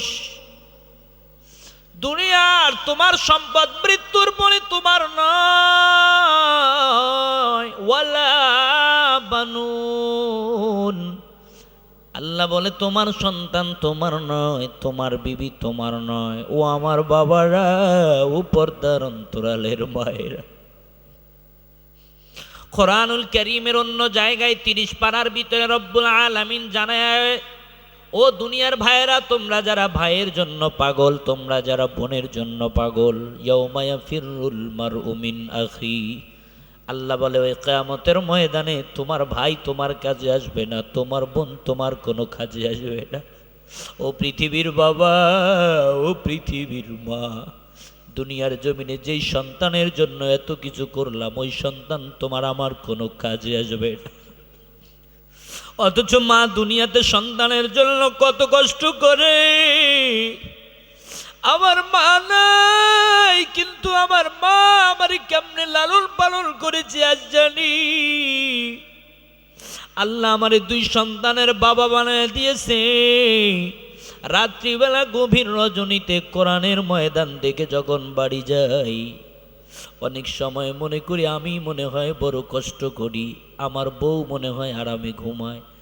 কিন্তু বউ সন্তান গর্ভের ভিতরে ধারণ করার পর আমি রাত 3টায় গেলেও তো ঘুমের সময় পাই, কিন্তু বউ আমার পায় না। সন্তানের মায়েরা পায় না। সারা রাত সন্তান পেটের ভিতরে নিয়ে মা একবার ঘুমায়, একটু পরে সন্তান পেটের ভিতরে চারা দেয়, মা জননী বসে যায়। একটু পরে আবার সন্তান কলিজা বরাবর লাথি দিয়ে দেয়, মা জননী বসতেও পারে না, মা জননী দাঁড়ায় যায়। আবার ওই সন্তান দাঁড়ানো মায়ের পিঠের ভিতরে যখন লাথি দেয়, মা জননী আর দাঁড়ায়াও থাকতে পারে না। মা জননী নামাজের মুসাল্লায় দাঁড়ায়া আমি ঘুমায়া যাই, সন্তানের মা দেখি ঘুমায় না, চোখের পানি ঝরাইয়া মালিকের কাছে কান্না করে আর বলে, আল্লাহ আমার যত কষ্ট হয় হোক, আমার সন্তান যেন সুন্দরভাবে প্রসব হয়। আল্লাহ, সন্তান জন্মগ্রহণ করার সময় ডাক্তারেরা যদি বলে হয়তো রোগী নয়তো বা বাচ্চা, কোনো কারণে যদি মায়ের কানে আওয়াজ যায়, মা জননী একবারের জন্য বলে না আমার বাচ্চা যেন মরে যায়, আমি যেন থাকি। অথচ মা জননী বলে আমি মারা গেলে যাব, আমার সন্তান যেন মারা না যায়। যেই মা রাত্রিবেলা সন্তান ডানে পেশাব করলে বামে জায়গা দেয়, বামে পেশাব করলে ডানের দিকে জায়গা দেয়, আবার যদি ওই জায়গাতেও পেশাব করে দেয়, মা নিজের জায়গা দিয়ে দেয়, নিজের জায়গাতেও যদি পেশাব করে দেয়, মা জননী ভিজা জায়গায় থেকে গরিব মা জায়গা নাই করবে কি? নিজের জায়গাটা সন্তানের জন্য, নিজের সন্তানের জায়গা হিসাবে নিজের বুকটারে দিয়া দেয়। আমি তো গরিব ঘরের সন্তান রে বাবা, আমি জানি আমার মা আমার জন্য কত কষ্ট করে। ওই মা আমার দুনিয়ায় নাই, গোটা বাংলার মানুষ আমারে মায়া করে, মোহাব্বত করে, তারপরেও আমার কাছে মনে হয় গোটা বাংলার মায়া যদি এক পাল্লায় দেওয়া হয়, আর আমার মায়ের একদিনের মায়া যদি এক পাল্লায় দেওয়া হয়, আমার কাছে আমার মায়ের একদিনের মায়ার পাল্লায় ভারী হয়। মায়ের মনে কষ্ট দিবা না রে যুবক, বাবার মনে কষ্ট দিবা না। মা কত দামি সম্পদ, ও যুবতী বোন আগে মা হও তারপরে বুঝবা বাবা কত দামি সম্পদ। ও যুবক ভাইরা আগে বাবা হও তারপরে বুঝবা মা বাবা রাজি থাকলে জান্নাত। নবী আমার বলেন হুমা জান্নাতুকা ওয়া নারুক, এই মা বাবা বেজার হলে তোমার জন্য জাহান্নাম। আম্মা জান তোমার লাগি কাঁদে আমার প্রাণ, আম্মা জান তোমার লাগি কাঁদে আমার প্রাণ। মাগো আমায় ছেড়ে কোন সুদূরে নিলে সুখের অবস্থান, আম্মা জান তোমার লাগি কাঁদে আমার প্রাণ। মাগো সকাল সাজে দিন দুপুরে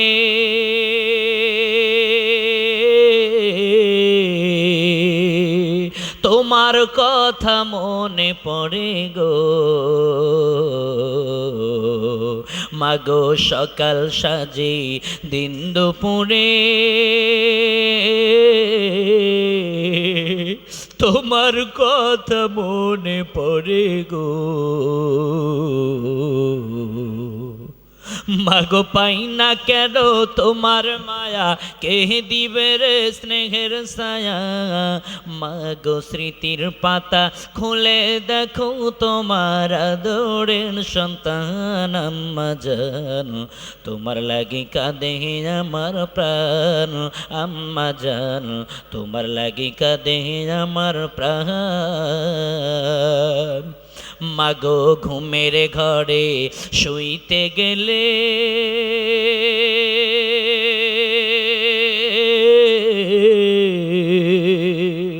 তোমার কথা মনে পড়ে গো,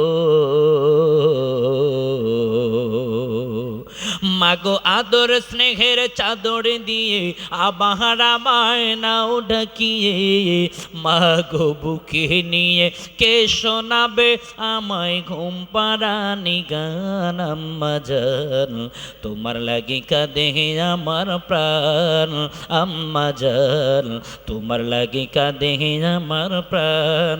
মাগো আমায় ছেড়ে কোন সুদূরে নিলে সুখের অবস্থান, আম্মা জান তোমার লাগি কাঁদে আমার প্রাণ। এ বাবা বলতেছিলাম ওই কিয়ামতের ময়দানে তোমার সন্তান, তোমার মা, তোমার বাবা কেউ তোমার কাছে আসবে না। এই কথাগুলো কবরের চিন্তা হযরত উমরের ভিতরে ঢোকার পর উমরের জীবনের মোড় আল্লাহ তাআলা ঘুরায় দিয়েছে।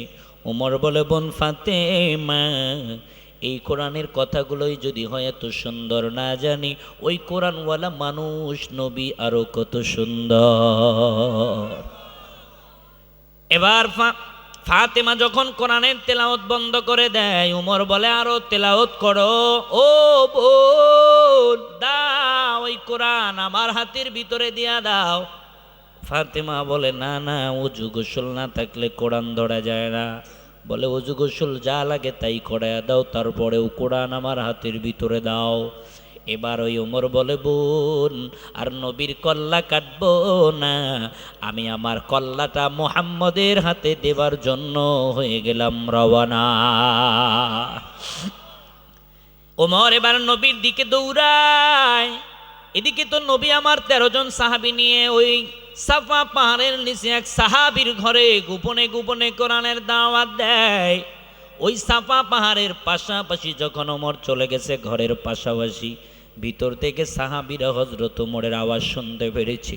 সাহাবীরা কান্দে আর দয়ার নবী মায়ার নবীকে বলে নবী আমার, ওই যে ওমরের আওয়াজ শোনা যায়, ও পয়গম্বর আপনি দরজায় যাবেন না, আপনি দরজায় গেলে ওমর আপনার কল্লা কাটবে, আমরা সহ্য করতে পারবো না। নবী আমার বলে সাহাবীরা তোমরা থাকো, আমি দরজায় যাব। সাহাবীরা বলে নবী আমরা দরজায় যাই, আপনি নবী দরজায় যাবেন না, মরতে হলে আমরা সাহাবীরা মরবো, আপনি নবী মরবেন না। আল্লাহ নবী তারপরেও বলে সাহাবীরা তোমরা থাকো, আমি দরজায় যাব, মরতে হলে আমি নবী মরব, তোমরা মরবা না। নবী আমার দরজার দিকে রওনা হয়। সাহাবীরা নবীর হাতে ধরে পায়ে ধরে আর কান্না করে, আমার এতিম নবী আজকে বুঝি আর দুনিয়ায় নাই। উমর বুঝি নবীর কল্লা কেটে আজকে নিয়ে যায়। সাহাবীরা হাউমাউ করি কান্দে, আর নবীকে যখন জড়ায়া ধরে নবী আমার তারপরেও দরনা হয়ে যায় দরজার দিকে। আল্লাহ নবী যখন দরজা বরাবর চলে গেছে, নবী আমার দরজা খোলার পরে দেখে হযরতে ওমর চলে আসছে হাতের ভিতরে খোলা তরবারি নিয়া। নবী আমার উমরের পিঠের চাদরের উপরে হাত দিয়া বলে, উমর এখনো কি ঘুরবে না তোর জীবনের মোড়? ওরে উমর এখনো কি কোরআনের ছায়াতলে আসবি না, কালিমা গ্রহণ করবি না? অন্ধকারের পথ এখনো কি ছেড়ে আলোর দিকে আসবি না? এবার উমর ডেকে ডেকে বলে, পয়গম্বর এসেছিলাম তো আপনার কল্লা কাটার জন্য, কিন্তু আমার বোনের কণ্ঠে কোরআনের তেলাওয়াত শ্রবণ করার পর এবার আমি এসেছি আমার কল্লাটা আপনার হাতে দিয়া মুসলমান হওয়ার জন্য। উমর বলে, নবী আমার আপনার হাতে হাত রাখলাম, আপনি কালিমা পড়াইয়া মুসলমান বানায়া দেয়। আর জোরে বলেন না সুবহানাল্লাহ। ও আমার বৃদ্ধ বাবারা, ও পর্দার অন্তরালের মায়েরা শোনো, নবীর চাচা আবু তালেব কোরআনের বুঝ নাই, নবীর চাচা হবার পরেও হেদায়েত নাই। আর নবীর দুশমন ছিল উমর, কোরআনের তেলাওয়াত শ্রবণ করার কারণে, কোরআনের বুঝ কোরআনের শিক্ষা ঢোকার কারণে হেদায়েত পেয়ে যায়। ঠিক কিনা জোরে বলেন? শুধু হেদায়েতেই পায় না, যেই ওমরের ব্যাপারে নবীজি হাদিসের ভিতরে বলেন, ক্বালান নাবিয়্যু সাল্লাল্লাহু আলাইহি ওয়াসাল্লাম ওয়া আশাদ্দুহুম ফি আমরিল্লাহি ওমর, যেই নবী বলে ওমরের তবিয়ত একটু গরম, সেই নবী পরবর্তীতে ইসলাম গ্রহণ করার পরে উমরের ব্যাপারে নবী আমার জানায়া দেয়, আল্লাহু আকবার বলার জন্য রেডি থাকেন। নবী আমার বলে, ক্বালান নাবিয়্যু সাল্লাল্লাহু আলাইহি ওয়াসাল্লাম লাউ কানা বাদি নাবিয়ান লাকানা উমর। নবী আমার বলে, আমি নবীর পরে যদি কেউ নবী হইতো, আবু বকর হইতো না, উসমান হইতো না, আলী হইতো না, আমার মহাব্বতের নাতি হাসান আর হোসাইন হইতো না। নবী আমার বলে, লাকানা উমর, আমার কোরআনওয়ালা ত্যাগী সাহাবী হযরত উমরই নবী হইতো। সুবহানাল্লাহ। যেই উমর কল্লা কাটতে যায়, ওই উমর কোরআনের সোহবতে যাবার পরে নবীর সম্মানটাই পায়। ও আমার বাবা, ও নওজোয়ান যুবক, ও পর্দার অন্তরালের মা, তুমি তো নবীর পথের ভিতরে কাঁটা বিছায় দাওনি রে মা। ও যুবক ভাই, তুমি তো তায়েফের ময়দানের মতো নবীর সিনার ভিতরে পাথর নিক্ষেপ করনি। ও আমার বৃদ্ধ বাবা, তুমি তো উমরের মতো নবীর কল্লা কাটতে যাওনি, নবীরে গালিগালাজ করনি। সেই উমর কল্লা কাটতে গিয়া কোরআনের সোহবতে গিয়া যদি এত দামি হইতে পারে, আপনি আমি সেই নবীর প্রিয় উম্মতেরা যদি ওই কোরআনের সোহবতে যাই, আওয়াজ দিয়া বলেন তো, আমাদেরকেও দামি বানানোর ক্ষমতা আল্লাহর আছে না নাই? এজন্য বলেন, হেদায়েত যদি পাইতে চাই, জান্নাত যদি পাইতে চাই, কোরআনের জ্ঞান অর্জন করার দরকার আছে না নাই? সন্তানদেরকে হাফেজ বানাও, আলেম বানাও, সন্তানদেরকে হাফেজ বানাও, আলেম বানাও। আর অনেকেই বলতে পারেন, হুজুর ছেলেদেরকে না হয় হাফেজ বানাবো, আলেম বানাবো, কিন্তু মেয়েদেরকে কেন বানাবো? এই যে মহিলা মাদ্রাসার আয়োজনে আজকের আয়োজন, অনেকেই বলে না মেয়েদেরকে কেন বানাবো? ও চাচা, একজন নারীর কারণে হযরতে উমরের জীবনের মোড় তো ঘুরে গেছে। মেয়ে উমরের বোন ফাতেমা কোরআনের তেলাওয়াত করছে, তো উমরের মতো মানুষের জীবনের মোড় ঘুরে গেছে। ঠিক কিনা জোরে বলে? তার মানে নারী যদি ভালো হয়, বাড়ি ভালো হবে। আমার বাংলাদেশ তো আরো আলহামদুলিল্লাহ, মায়েরা ভালো হলে পুরা দেশ ভালো হবে। ঠিক কিনা জোরে বলেন? এজন্য মাদের কোরআন পড়ার দরকার আরো বেশি দরকার। ঠিক কিনা জোরে বলেন আমার ভাইয়েরা? এজন্য নিজেও যদি বাঁচতে চাই, অপরকেও যদি বাঁচাতে চাই, তাহলে নিজে আগে কোরআন পড়ব, এরপরে অপরকে সন্তানাদিদেরকে বাঁচাইতে চাইলে কোরআনের বিদ্যা সন্তানদেরকে অর্জন করাবো ইনশাআল্লাহ। বলেন না ইনশা। এই মুরব্বী, এই এই চাচা বসে, দোয়া করবো, বসেন বসেন বসেন, আসেন। এটা বদ অভ্যাস। সন্তানদেরকে মাদ্রাসায় ভর্তি করাবো। হুজুর নিজের তো বয়স, ভটভটিটারা আগামীতে আর মাহফিলের দোকান দিতে দিবেন না। এবারটার বিক্রি শেষ, ও মাহফিলের ডিস্টার্ব দিয়ে ভটভট করে চলে গেল। কথা কয় না কে? সন্তানাদিদেরকে মাদ্রাসায় দিব। এখন হুজুর নিজের বয়স তো বেশি হয়ে গেছে, আমি তাহলে কি করব? চাচা আপনি কেমনে বাঁচবেন? সন্তান না হয় বাঁচলো, মাদ্রাসায় দিলেন, আপনি বাঁচবেন কিভাবে? আল্লাহ তাআলা আপনাদের জন্য সহজ করেছে, আল্লাহ কঠিন নয়। আল্লাহ তাআলা বলেন ফাকরাউ মা তায়াসসারা মিনাল কোরআন।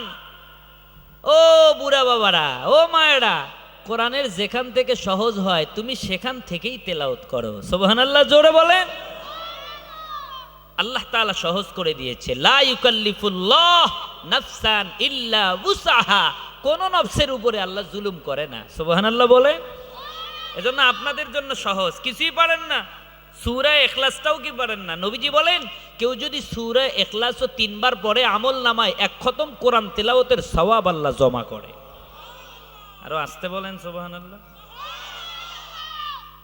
এজন্য প্রতিদিন ঘুমের আগে হলেও একবার সূরা ইখলাস অথবা 3 বার সূরা ইখলাস পড়ব, তারপরে ঘুমাবো ইনশাআল্লাহ।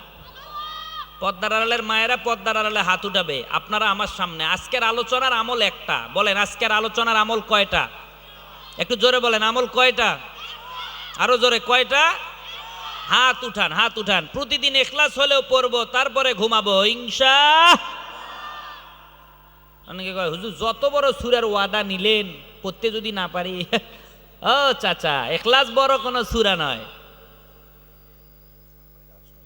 বড় কোনো সূরা নয়।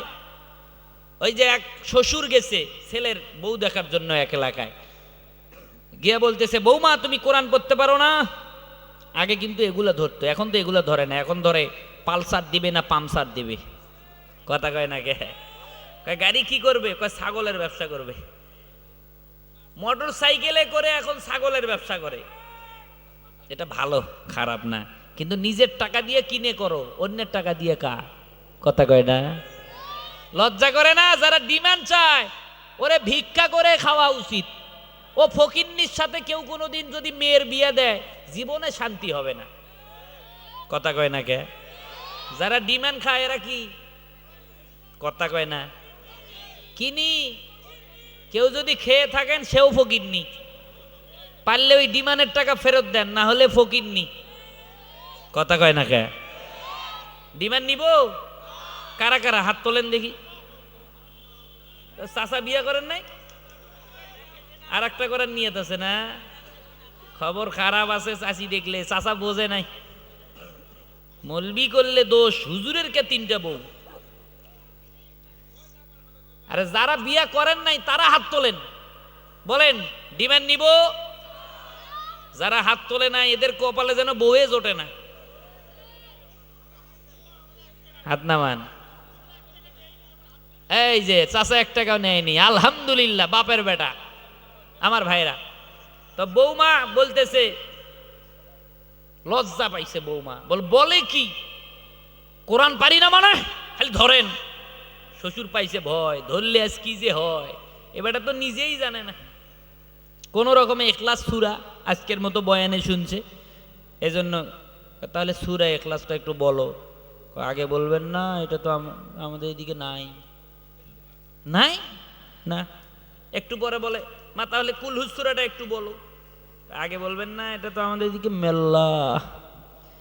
মানে কুল হুজ সূরার নামে যে সূরা ইখলাস, এ বেটি এটাও জানে? বলেন না জানে? ও চাচা, হাসার জন্য বলি না, বোঝার জন্য বলি। শতকরা 95% মুসলমান যারা সূরা দিয়ে নামাজ পড়ে, নামাজ পড়ে ঠিক আছে, সূরাও মুখস্থ ঠিক আছে, কিন্তু কোন সূরার কি নাম এটা জানে না। কথা কয় না কে? চাচা সূরা ইখলাস বড় কোনো সূরা নয়, কুলহুস সূরা যারে কয়। কুলহুস সূরা একবার তেলাওয়াত করেন, বলেন বিসমিল্লাহির রহমানির রহিম। কুল হুয়াল্লাহু আহাদ আল্লাহুস সামাদ লাম ইয়ালিদ ওয়া লাম ইউলাদ ওয়া লাম ইয়াকুল লাহু কুফুয়ান আহাদ। একবার বললাম 10 মিনিট লাগছে, হ্যাঁ 5 মিনিট তো নিশ্চয়ই। কয়েক সেকেন্ডের ব্যবধান আমল নামায় 10 পারা কোরআন তেলাওয়াতের সওয়াব আল্লাহ করছে দা। প্রতিদিন ইখলাস পড়লে খুব কষ্ট হবে, একটা সময় করে নেই, বালিশে মাথা দিয়া প্রতিদিন 3 বার ইখলাস পড়বো। আজকের আলোচনার আমল একটা। কয়টা আমল? বেশি দিলে করবে না, আমল হলো একটা। বাবা কয়টা? ইখলাস হলেও মায়েরা বাবারা 3 বার পড়বো, তারপরে ঘুমাবো ইনশাআল্লাহ। রাজি আছি না? মাহফিল হয়েছে খুশি না বেজার? মাদ্রাসা হয়েছে খুশি না বেজার? এ মাহফিলের খরচের জন্য আমার কোন বাবা আছেন? 1 মিনিটে শেষ করে দিব। আমাকে আগে বলা হয়নি হুজুর 500 টাকায় 1000 টাকায় মাদ্রাসাকে মহব্বত করে আমার কোন বাবা আছেন? 2-1 জন হাত উঠান তো। নগদ থাকলে আমি মুসাফির তার জন্য দোয়া করব, প্রাণ ভরে দোয়া করব। আসেন এই মাদ্রাসার জন্য। আমার কোন বাবা আছেন? হুজুর 500 টাকা দিব, আমি 1000 টাকা দিব। মা নাই মার জন্য, বাবা নাই বাবার জন্য। 2-1 জন উঠে আসেন, আমি আপনাদের জন্য দোয়া করব। পদ্মার আড়াল থেকে মায়েরাও নাম লিখে পাঠায় দেন। দেখি আল্লাহর কোন বান্দা আছে। যা পারেন আলহামদুলিল্লাহ। ওই যে এক চাচা আসতেছে, একটা তাকবীর দেন, লিল্লাহি তাকবীর। হয় না? একটা জোরে তাকবীর দেন, নারাই তাকবীর। আসেন বাবা আসেন, জান 500 টাকা করে যারা দিবেন 1000 টাকা একটু মুসাফা করেন। এই হুজুর ছোট হলেও কিন্তু মুসাফির, মুসাফিরের দোয়া কবুল করেন কে? নবী বলেছে। আসেন আমার বাবারা, যে উদ্দেশ্য দান করবেন আল্লাহ পূরণ করবে। আমার কি নাম বাবা? হ্যাঁ মাহালম। একটা জোরে তাকবীর হবে, নারাই তাকবীর। আল্লাহ মাহালম বাবা 500 টাকা কবুল করে নাও, জানে মালে বরকত দিয়ে দাও, কোটি টাকার মালিক বানায়া দাও। জোরে বলেন আমিন। দ্বীনের জন্য কবুল করো, বলেন আমিন। আর কে আছেন বাবা 500 টাকা? আসেন। এই ওই গেল গে, এই মুরব্বি, এটা ঠিক না, বসেন। আর কে আছেন বাবা 500 টাকা 1000 টাকা? এই যে আর এক বাবাজি আসতেছে, একটা তাকবীর দেন, লিল্লাহি তাকবীর। একটা জোরে তাকবীর দেন না, নারাই তাকবীর। আফজাল বাবার নাম, একটা তাকবীর হবে 500 টাকা। আফজাল সাহেব, নারাই তাকবীর। আল্লাহ আমার আফজাল বাবার দান কবুল করে নাও, জানে মালে বরকত দিয়ে দাও। কি নাম ভাই আমার? কামরুল হাসান। আল্লাহ কবুল করে নাও, জানে মালে বরকত দিয়ে দাও, কোটি টাকার মালিক বানায়া দাও। জোরে বলেন আমিন। আল্লাহ যে উদ্দেশ্যে দান করে কবুল করে নাও, বলেন আমিন। আসেন আসেন 2-4 বাবা আসেন, তাড়াতাড়ি আসেন। আরে 10টা মানুষ উঠলেও তো 10টা 1000 টাকা হয়। কি নাম ভাই আমার? মোহাম্মদ রমজান আলী। তাকবীর না দিয়ে জবান রাখেন না, খালি লিল্লাহি তাকবীর। আল্লাহ রমজান আলীর দান কবুল করে নাও, জানে মালে বরকত দিয়ে দাও। রব্বুল আলামিন জান্নাতের জন্য কবুল করে নাও, শেফায়ে কামিলা আজেলা দান করে দাও। জোরে বলেন আমিন। আরেক ছোট্ট বাচ্চা আসতেছে, আল্লাহ কবুল করে নাও, জানে মালে বরকত দিয়ে দাও, কোটি টাকার মালিক বানায়া দাও। জোরে বলেন আমিন। আর কে আছেন বাবা 500 টাকা 1000 টাকা? সবাই একটু হাতগুলো সোজা করেন, বলেন ইয়া আল্লাহ। পদ্মার আড়ালের মায়েরাও হাত উঠান, হাত উঠান, হাত উঠান, হাত উঠান, বলেন বিসমিল্লাহির রহমানির রহিম। 1 2 3 বলার সাথে হাত মুট করেন। 1 2 3 মুট করেন, মুট করেন। বলছেন বিসমিল্লাহ, পকেট আছে ফাঁকা, বিসমিল্লাহর বরকতে আল্লাহ দিবে টাকা। এই ক্ষমতা আল্লাহর আছে না নাই? তো আস্তে আস্তে পকেটে হাত দেন, পকেটে দেন। মায়েরা ভ্যানিটি ব্যাগের কাপড়ে হাত খোলেন না, দেন দেন দেন দেন দেন। মায়েরা ভ্যানিটি ব্যাগের কাপড়ের আসলে হাত দেন। 400 টাকা। কি নাম? বাবা মারা গেছে, মোহাম্মদ দেলবর আলী। বাবা মারা গেছে, আল্লাহ তার বাবার কবর জান্নাতের বাগান বানায়া দাও। জোরে বলেন আমিন। এ বাবা গামছা দাও। এই তুই একটা ছাত্র, ওঠো তো, উঠো উঠো, গামছা দাও, গামছা দাও, দাও দাও, গামছা দাও। গামছার ভিতরে দেন, দেন। যার কাছে যা আছে পকেট থেকে বের করেন, গামছার ভিতরে দান করেন। এক আল্লাহর বান্দা 200 টাকা আল্লাহ কবুল করে নাও। দেন দেন দেন। মহিলা প্যান্ডেলও গামছা দেন। 10-এর লাঠি 1-এর বোঝা দেন দেন দেন। যার কাছে যা আছে বের করে গামছা দেন। মহিলা প্যান্ডেলেও গামছা দেন, মায়েরা গামছা দেন। কি নাম বাবা? মোহাম্মদ হাবিবুর রহমান। আল্লাহ কবুল করে নাও, জানে মালে বরকত দিয়ে দাও। রব্বুল আলামিন যে উদ্দেশ্যে দান করে কবুল করে নাও। জোরে বলেন আমিন। দেন দেন দেন দেন। যার কাছে যা আছে পকেটে টাকা রেখে ফাঁকা হাত গামছায় দিলে বাড়ি গিয়ে দেখবেন গরু বাছুর যা ছিল সব চোর ডাকাত পরে নিয়ে গেছে। অমাকারু অমাকার আল্লাহ। দেন দেন দেন। বদদোয়া। টাকা না দিলে চাচা কি করব? দোয়া দিয়ে, টাকা দিলেই দোয়া, না দিলেই বদদোয়া। আরে বদদোয়া করলেও কবুল হবে না এখানে। এতগুলা মানুষ এখানে বদদোয়া কবুল হয়? তাড়াতাড়ি দেন, তাড়াতাড়ি দেন, তাড়াতাড়ি দেন। এক আল্লাহর বান্দা 20 টাকা আল্লাহ কবুল করেন, বলেন আমিন। নিয়ে আসেন গামছাগুলো, নিয়ে আসেন, নিয়ে আসেন।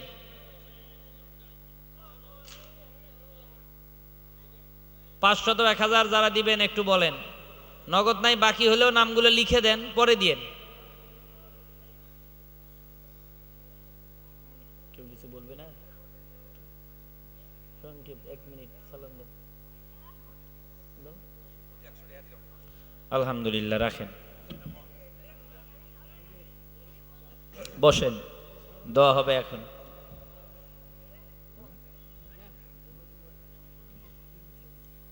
আচ্ছা ঠিক আছে, না বললেও আলহামদুলিল্লাহ।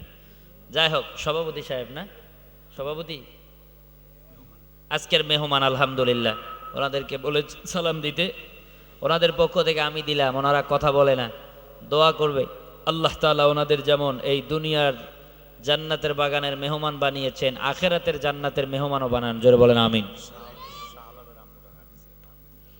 শাহ আলম ভাইয়ের আম্মু মাহফিলের জন্য টাকা দিয়েছে, দোয়া চেয়েছে, আল্লাহ কবুল করেন, বলেন আমিন। দুরূদ শরীফ পড়েন, আল্লাহুম্মা সাল্লি আলা মুহাম্মদ। আসসালামু আলাইকুম ওয়া রাহমাতুল্লাহ।